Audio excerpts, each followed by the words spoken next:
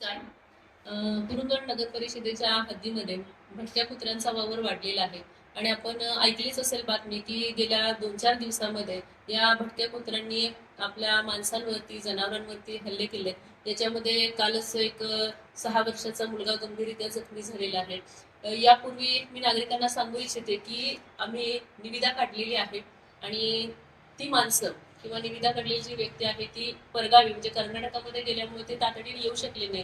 पण आमच्या नगरपालिकेच्या आरोग्य विभागातील कर्मचाऱ्यांना मी तातडीनं त्या कुत्र्याला पकडण्याचं काम सांगितलेलं होतं. ते कुत्रं आता आपण पकडलेलं आहे.